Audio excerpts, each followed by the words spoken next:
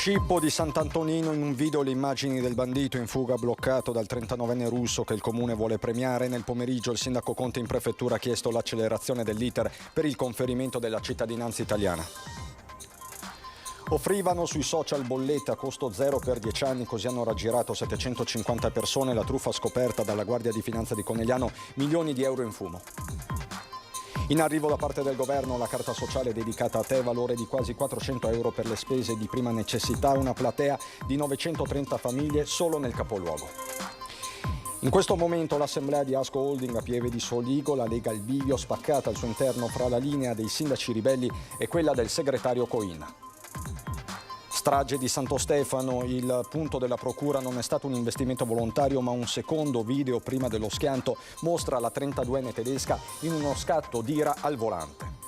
Venerdì alle 10:30 a Favaro Veneto, l'addio al piccolo Mattia, al papà Marco e alla nonna Maria Grazia, un'unica commossa cerimonia che Antenna 3 seguirà in diretta.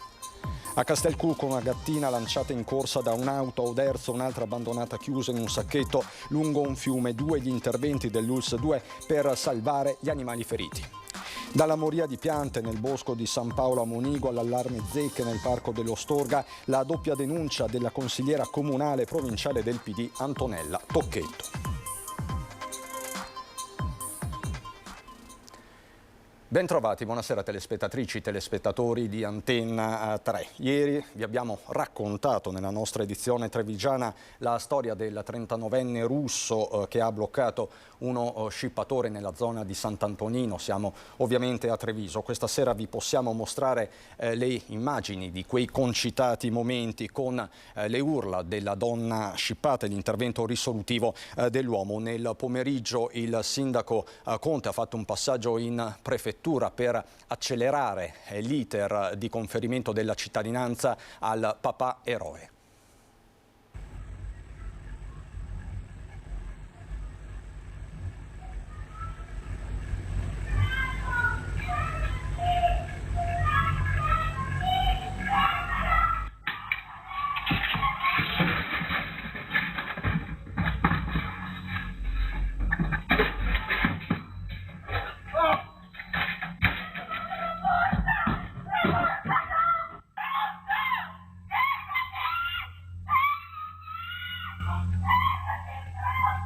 È stato un vero e proprio placcaggio quello di Faisa Kasimardanov, il 39enne di origini russe che lungo la strada del Mozzato a Sant'Antonino ha prima bloccato, poi inseguito fermandolo il 29enne dominicano autore dello scippo ai danni di una donna in bicicletta. Sono state le sue urla disperate a far scattare Fais, che stava rientrando dal supermercato con il figlioletto nel passeggino. Le immagini di una telecamera privata raccontano meglio di ogni parola quanto successo venerdì pomeriggio. La reazione di Fais è esplosiva, nessun tentennamento. Il russo atterra lo scippatore che tenta inutilmente di darsi alla fuga e di vincolarsi dalla presa dell'uomo. A dargli manforte nel frattempo arrivano altri residenti, poi le volanti che arrestano il dominicano. La borsa viene subito restituita alla legittima proprietaria che tra le lacrime tira un sospiro di sollievo e ringrazia.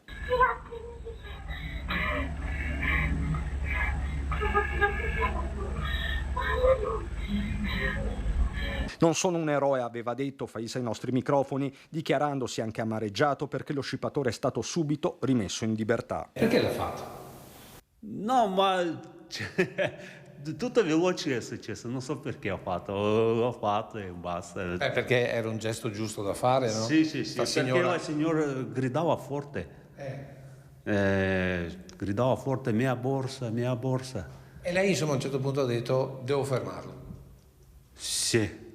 Ho chiuso strada così. Il 39enne vive e lavora in Italia dal 2007, si sente trevigiano e da 4 anni ha chiesto la cittadinanza italiana. Grazie anche a questo gesto penso che possa davvero essersela conquistata sul campo. Conte operativamente nelle scorse ore ha già fatto un passaggio con la prefettura. Cercherò di capire anche a che punto è la sua pratica, perché penso che sarebbe anche il giusto coronamento di un periodo importante di integrazione, culminato poi con un gesto dall'alto valore sociale che conferma la sua appartenenza a questa comunità. Intanto restano le immagini di un gesto non comune di un uomo che non si è girato dall'altra parte.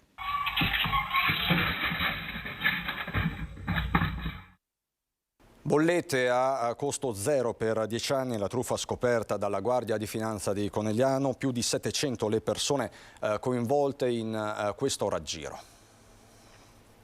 Abbiamo individuato 2 società attive nel Coneglianese, operanti nel settore energetico, che hanno offerto ai propri clienti, parliamo più di 750 persone, hanno offerto un pacchetto di investimenti onnicomprensivo che includeva appunto la vendita e l'installazione di apparecchi di efficientamento energetico, ad esempio caldaie, condizionatori o quant'altro, e soprattutto parte preponderante dell'investimento la cessione di forniture pluriennali di energia elettrica o gas. 750 clienti truffati prevalentemente nel territorio del nord-est, una pubblicità incisiva fortemente attrattiva che si diffondeva soprattutto nei social network, quella delle 2 società energetiche che tentavano di raggirare potenziali clienti fornendo prezzi e agevolazioni estremamente convenienti. A parte i prezzi molto convenienti che le 2 società hanno praticato, veniva prospettato ai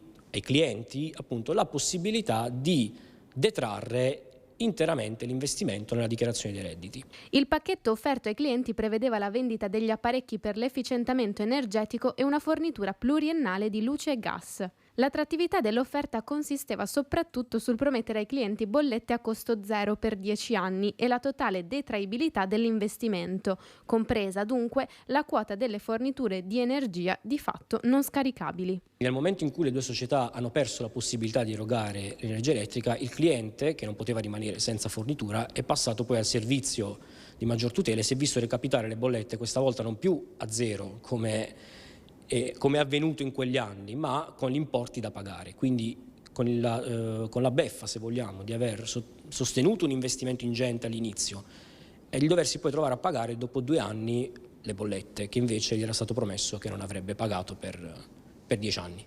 4,5 milioni di euro è l'importo calcolato come danno all'erario. Questa cifra rappresenta la quota parte del pacchetto di investimento che appunto rappresenta la cessione pluriennale di energia elettrica o gas, quindi la base di calcolo, diciamo, per quelle detrazioni che in realtà non potevano essere fatte. La Guardia di Finanza ha inoltre scoperto che le 2 società hanno impiegato in maniera irregolare oltre 100 lavoratori, 32 le persone denunciate alla Procura di Treviso. Notificati nei giorni scorsi gli avvisi di conclusione indagine ai cittadini rom coinvolti nell'inchiesta della Procura sull'indebita percezione del reddito di cittadinanza da parte di soggetti solo apparentemente nulla tenenti.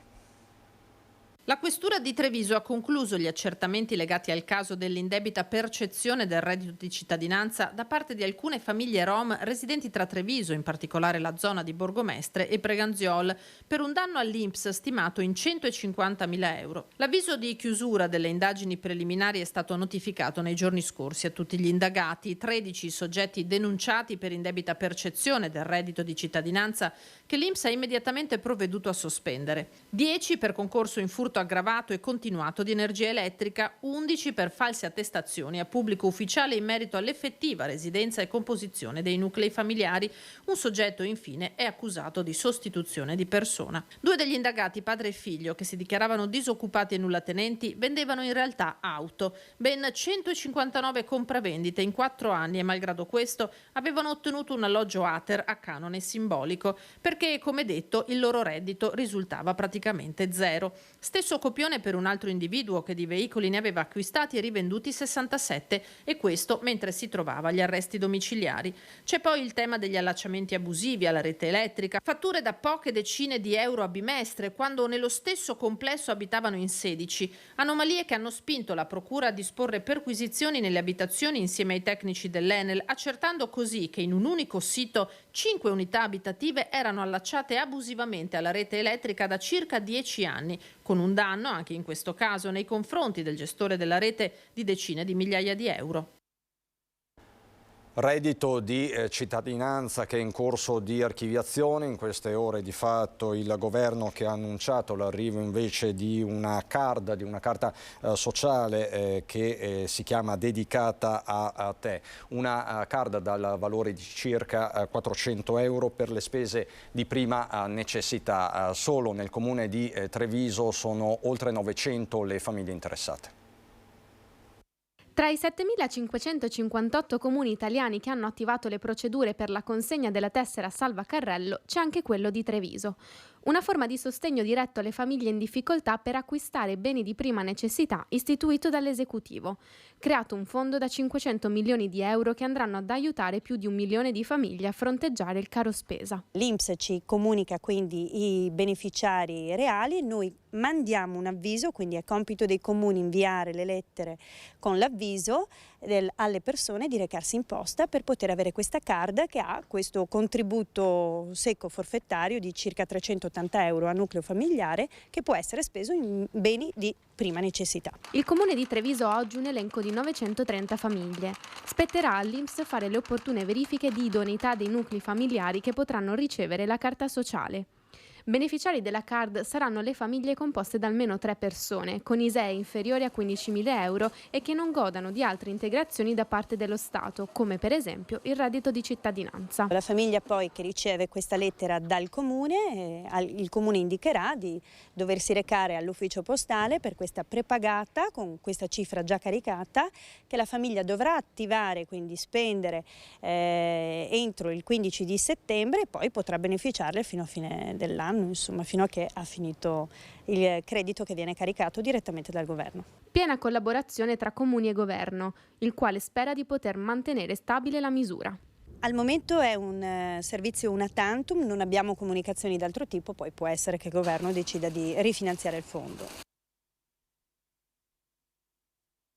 La politica è stato il caso di questi giorni, di queste settimane, dovrebbe risolversi ufficialmente domani con le comunicazioni del sindaco Stefano Marcona, la crisi politica a Castelfranco Veneto dove il primo cittadino ha rassegnato le dimissioni. Il termine ultimo per revocarle è venerdì, ma Marcona ha convocato per domani una conferenza stampa per aggiornamenti in cui tutto fa pensare che annuncerà il ritiro delle dimissioni stesse. Questo dopo una riunione di maggioranza convocata per questa sera. Marcona aveva annunciato la volontà di lasciare la guida del comune e accaduta anche quella della provincia lo scorso 24 giugno con un post molto polemico. Del caso si sono interessate anche le segreterie provinciali dei partiti che compongono la maggioranza e ora la vicenda sta per concludersi. E a proposito della politica, a proposito di politica, è stata preceduta da diverse tensioni la riunione per il rinnovo dei vertici di Asco Holding, ma è collegato in diretta con noi Lucio Zanato con Nicoletta Rizzetto da Pieve di Soligo. Lucio, buonasera. Buonasera Cristian, buonasera telespettatori di Antena 3, sono in diretta con il sindaco di Conegliano Fabio Chies. Colpo di scena, chi doveva essere eletto presidente Marco Serena in realtà non c'è perché il nuovo consiglio di amministrazione ha ben altri nomi e sono nomi che ha proposto proprio il sindaco di Conegliano, perché è la lista del sindaco di Conegliano Fabio Chies. Chi sono questi nomi e perché li avete proposti alla fine di un pomeriggio fatto veramente di grande tensione tra non solo sindaci, anche tra la politica? Ma non sono nomi miei, sono nomi che sono venuti fuori dall'assemblea, sono nomi tra l'altro importanti perché... Allora cominciamo con Panighel, è un commercialista che ha già fatto un percorso importante dentro Asco perché lo conosce benissimo.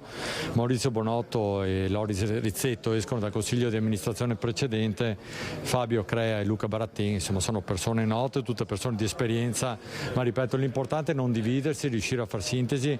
Ci abbiamo lavorato tanto insieme agli amici sindaci e questo è un risultato importante. Ecco, però qui c'è una spaccatura, cioè qui si giocava diciamo così sul piatto della politica anche la credibilità di Dimitri Coin, della segreteria di Dimitri Coin, perché lui aveva detto proprio ai nostri microfoni non mettete gli amici degli amici e quindi aveva indicato diciamo così la sua posizione a Marco Serena. Qui che lettura politica va fatta dal vostro punto di vista, cioè da Forza Italia? Ma dal mio punto di vista ho visto una grande confluenza di sindaci civici, cioè di persone che non hanno riferimento ai partiti, va anche nella strada che abbiamo sempre avuto come Forza Italia di allargare a tutti i sindaci civici che fanno ragionamenti che escono al di fuori della politica.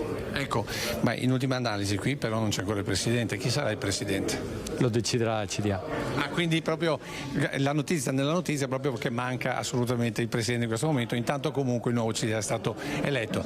Beh, diciamo anche un'affermazione personale perché lei alla fine è quello che ha fatto sintesi in un momento di grande confusione, abbiamo visto veramente vacillare la decisione, pareva quasi che nessuno riuscisse a raggiungere la maggioranza.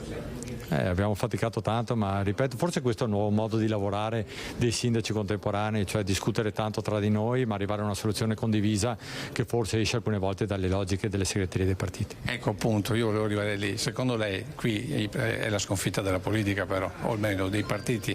No, la politica deve sempre far sintesi, anche questa volta è riuscita a farlo. Grazie al sindaco, adesso vediamo se riusciamo a raggiungere qualche altro volto. Dovremmo andare, se Cristian mi dai ancora un attimo di tempo, volevo andare, se era possibile, dal presidente uscente Giorgio Della Giustina. Buonasera, siamo in diretta su Antena 3. Buonasera. Il suo commento di un pomeriggio davvero difficile da gestire. Ma come tutte le assemblee, voglio dire, non è sempre di facile gestione. Anche questa è un'assemblea importante, un'assemblea che ha visto, diciamo, un confronto fra vari pensieri, e io quello che mi limito di dire è quello che sono contento di aver passato parecchi anni in questa società, aver portato a questa società la certezza con l'ultima anche sentenza, no, i dividendi poi glieli dico, con anche la sentenza che era quella di ieri, che è uscita ieri, che era la madre di tutte le sentenze, nella quale il socio privato aveva chiesto al Tribunale di Venezia di togliere il diritto di voto ai soci, che era quella una o la prima, sia nella prima battuta sia in appello, e questo mi fa molto piacere per la società, per il territorio, per tutti quanti i sindaci. Ho avuto parole di stima per tutto il lavoro che ho fatto da questi sindaci, poi si sa, insomma, il mondo gira, e quindi... Però credo sia la prima volta che ad Asco arriva il CDA ma non arriva un presidente, perché qui è stato eletto un CDA ma non è stato eletto un presidente. Generalmente i presidenti vengono, indicati quando si propongono queste liste, questa serie di nominativi, ma il compito di nominare un presidente comunque spetta al consiglio di amministrazione, quindi immagino che il primo consiglio di amministrazione utile possa essere, anzi sarà sicuramente nominato.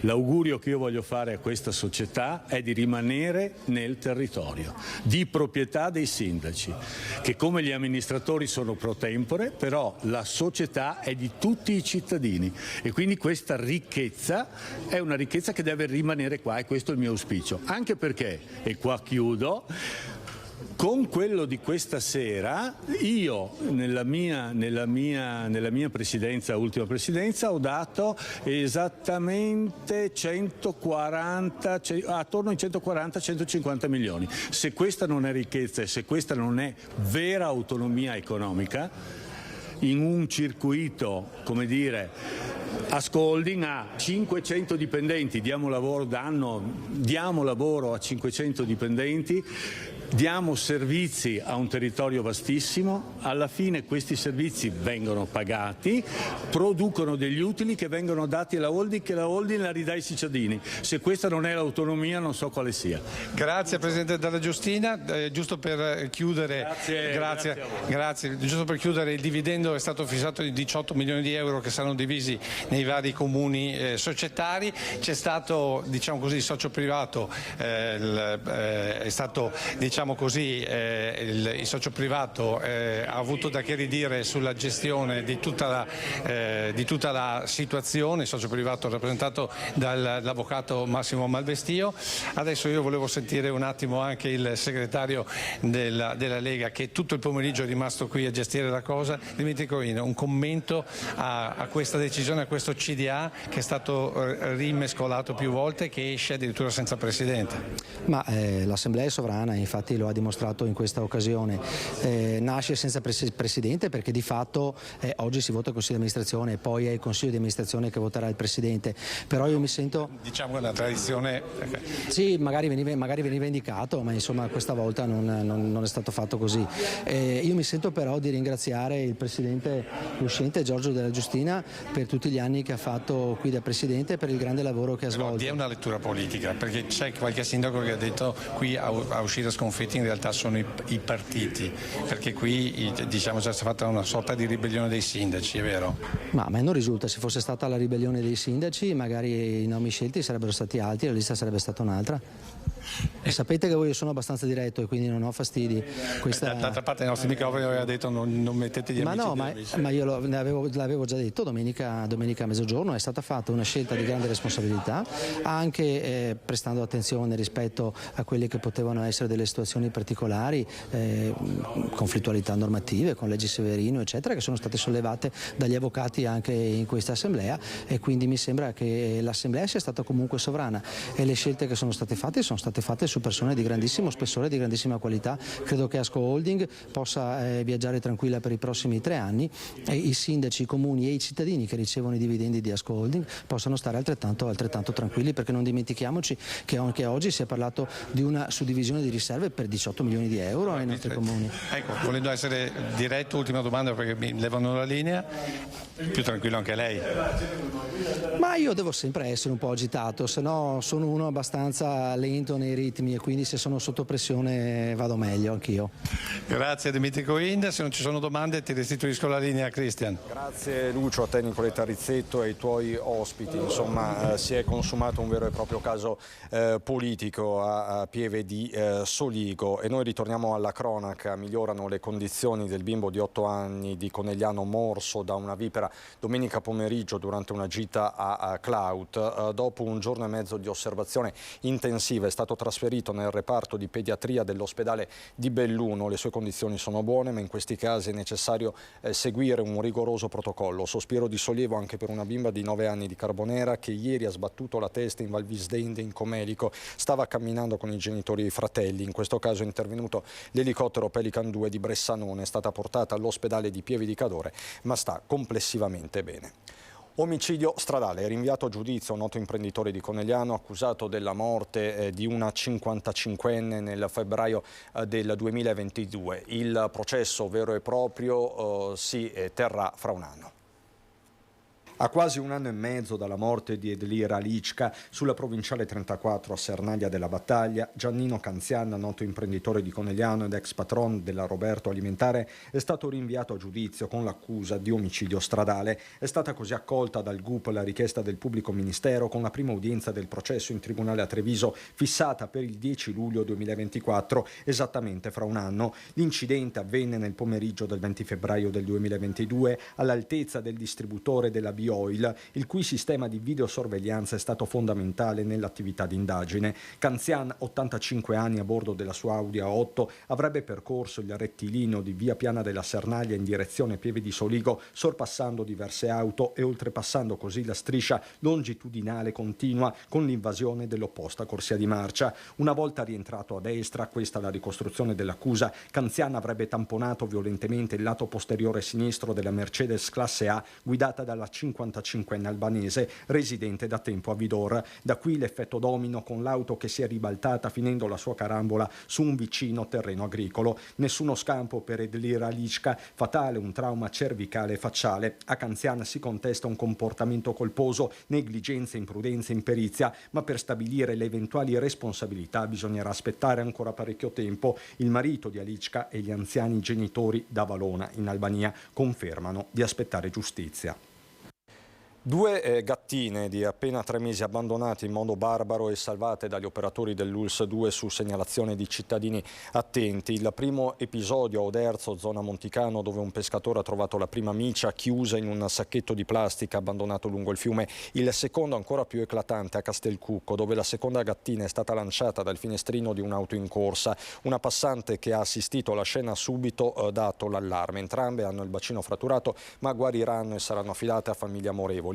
Abbandonare un gatto o un cane è un gesto imperdonabile, conclude l'ULS 2, impegnata anche quest'estate in una campagna battente contro il maltrattamento e l'abbandono degli animali. Pubblicità, a fra poco.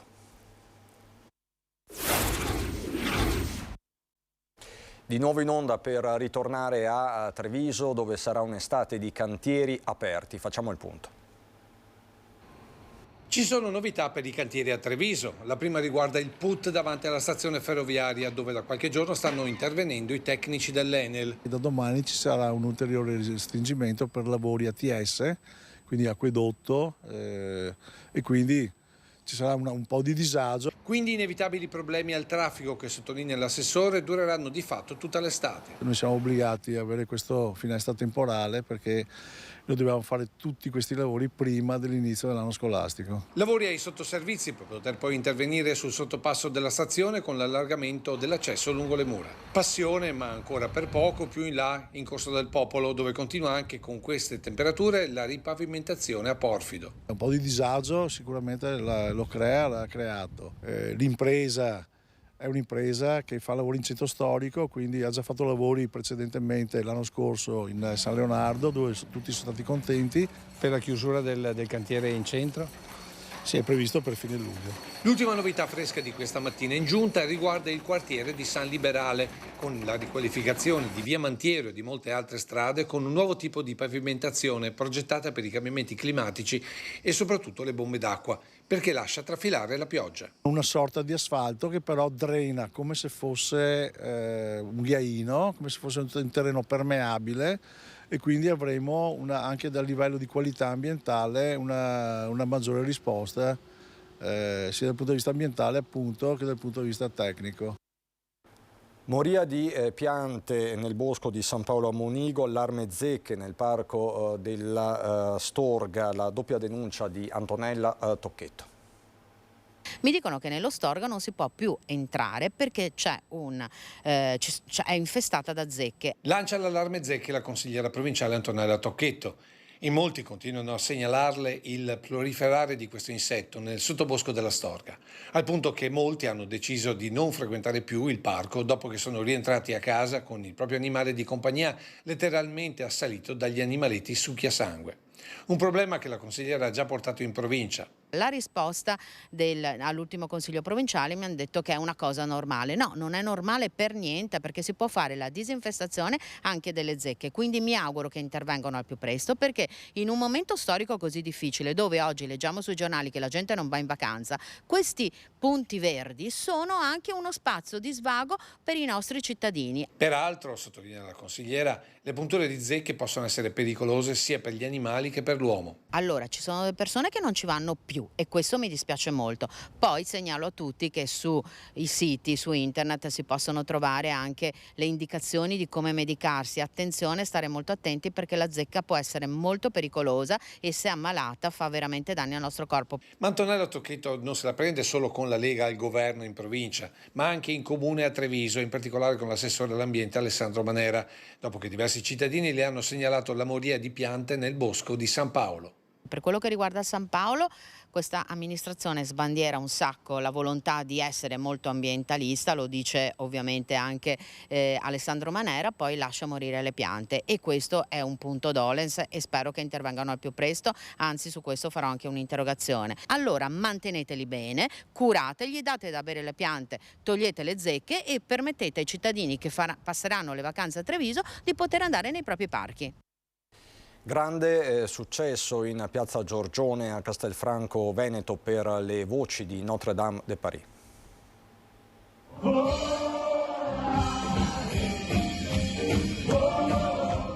Nel cielo di Castelfranco non solo le stelle della notte, ma poco più giù, nel palco di piazza Giorgione, le stelle della musica italiana con lo spettacolo musical. Un palco, passerella di grandi artisti, dal maestro Diego Basso, con l'orchestra ritmico-sinfonica italiana, alle grandi voci di Notre Dame de Paris.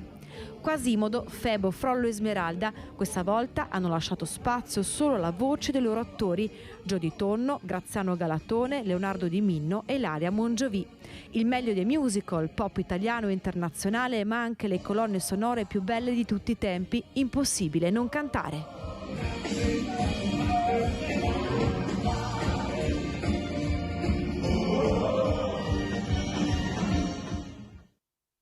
E noi adesso apriamo la pagina di Belluno.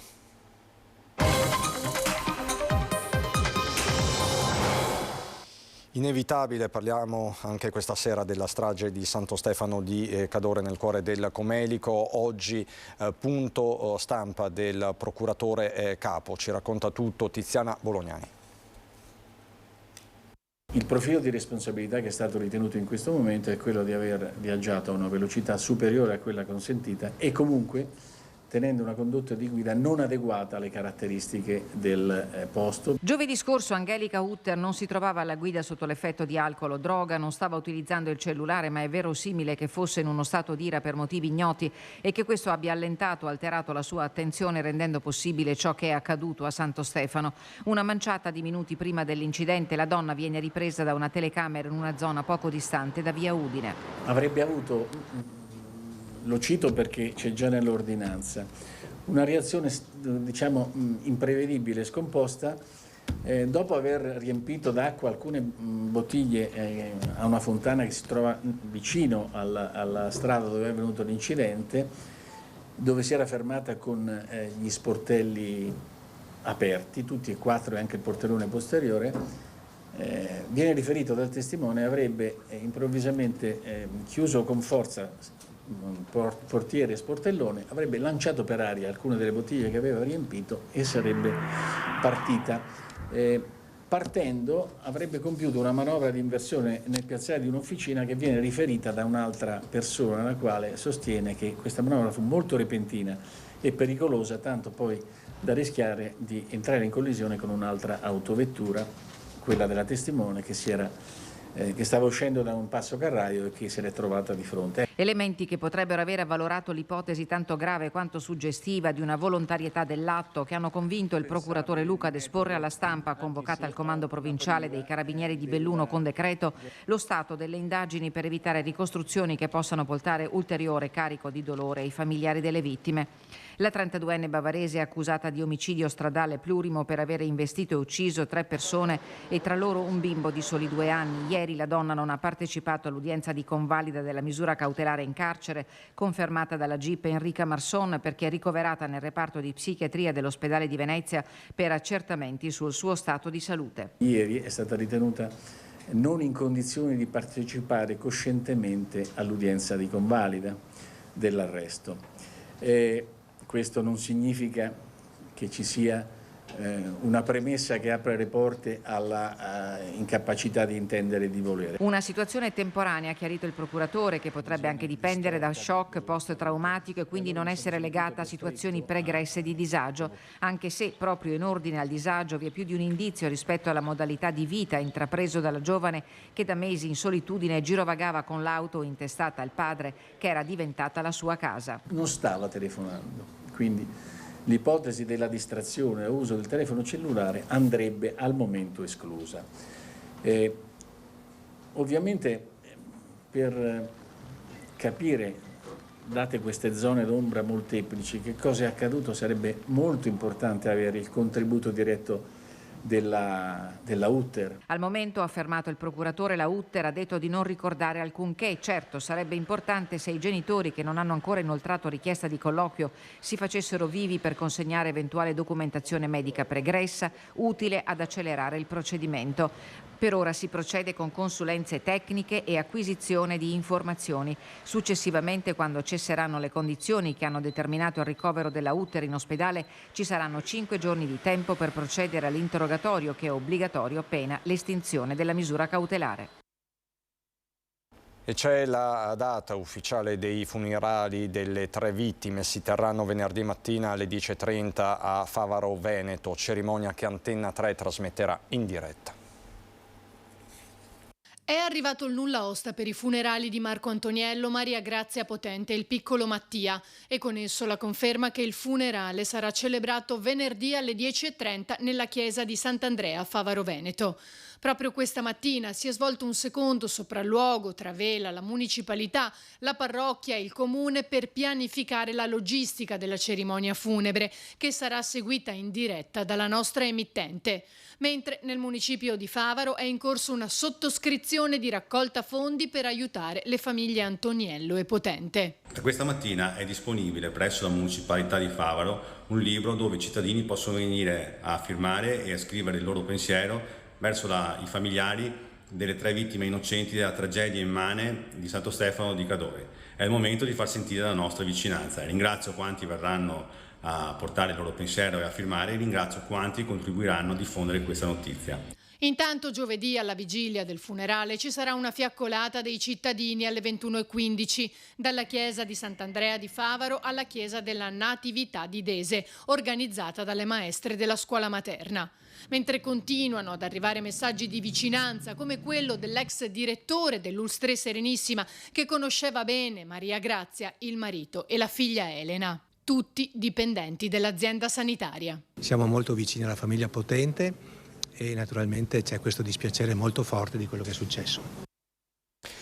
La cronaca sindacale, trattativa per la cessione di Safilo. Stamattina a Venezia al tavolo regionale convocato dall'assessora Elena Donazzanna, focus sulle ipotesi di sviluppo industriali avanzate dall'imprenditore Carlo Fulchi, azionista unico di Novatec, che ha messo gli occhi sullo stabilimento Safilo 2. È stato un incontro interlocutorio al termine del quale le parti, sindacati di categoria e provinciali, RSU di Safilo, rappresentanti dell'azienda di Longarone assistiti da Confindustria Belluno Dolomiti e rappresentanti di Novatec hanno valutato la necessità di procedere a un ulteriore approfondimento rispetto agli elementi della proposta industriale. L'obiettivo di Novatec è quello di riassorbire i 208 dei 458 in forza a Safilo entro 3 anni, già da settembre, con 40-50 lavoratori pronti per le lavorazioni di finissaggio. In mezzo una ristrutturazione aziendale con investimenti annunciati per 9-10 milioni di euro e però la contestuale richiesta di accesso agli ammortizzatori sociali, una strada che al momento appare in salita. Ed è conto alla rovescia a Belluno per il primo Pride della storia della provincia dolomitica. In centro sabato prossimo a partire dalle 15, numerosissime le adesioni.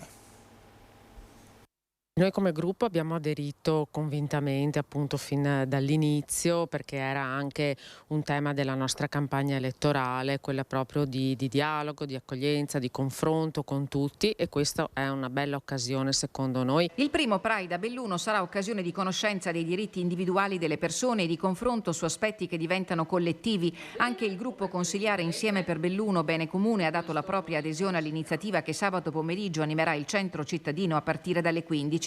Ci sono state polemiche, soprattutto politiche, dopo il dietrofront sull'adesione alla manifestazione sia della Commissione Pari Opportunità che della maggioranza che siede in Consiglio Comunale a Belluno, sindaco De Pellegrini in testa, che al Pride parteciperà, ma a titolo personale, contravvenendo a uno degli impegni assunti in campagna elettorale. Purtroppo oggi ci troviamo di fronte invece a questa chiusura per alcune considerazioni su parte di questo manifesto, però non siamo riusciti a far capire che comunque appoggiare il dialogo, il confronto con le persone non significa automaticamente accettare in toto quello che un manifesto propone. Le adesioni al Belluno Pride sono arrivate da altre amministrazioni: Borgo Valbelluna, Sospirolo, Pieve di Cadore, Fonzaso e Ponte nelle Alpi, oltre alla minoranza consigliare di Feltre e dalla consigliera di parità della provincia di Belluno. Le defezioni del capoluogo e di Feltre, scrivono i promotori del Pride, non ci lasciano ben sperare sul futuro dei diritti civili anche nel nostro territorio, specie dopo l'uscita dalla rete Redi del Comune di Feltre, la rete nazionale delle pubbliche amministrazioni antidiscriminazioni per orientamento sessuale e identità di genere. Il palco del Pride sarà aperto alle istituzioni, ma solo a quelle che hanno formalmente aderito. Il nostro sindaco, che si era proposto durante la campagna elettorale con l'ascolteria, oggi dovrebbe invece ascoltare un po' di più, secondo noi. È tutto davvero per questa sera, sia da Treviso che da Belluno. Non ho particolari aggiornamenti da darvi dell'ultima ora. Vi lascio le previsioni del tempo. Buona serata.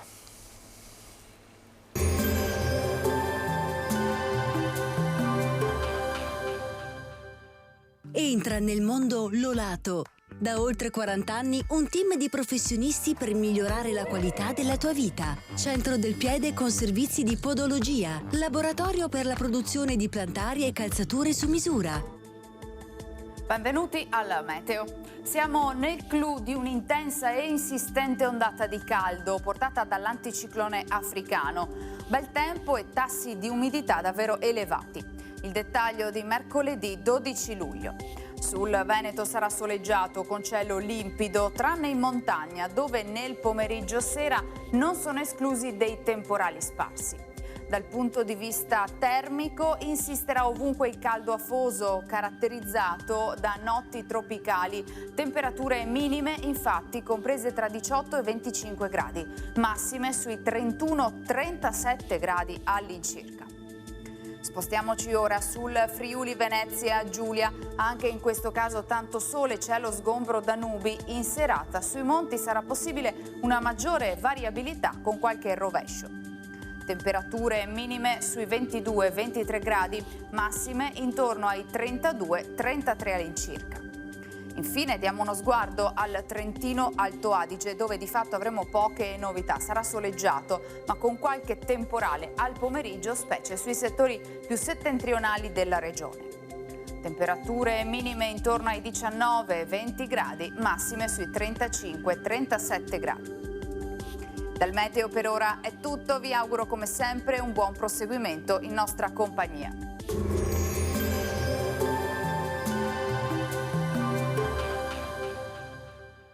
Busti, tutori e protesi di arto personalizzati. Ortopedia e sanitaria Lolato, a Treviso e Montebelluna.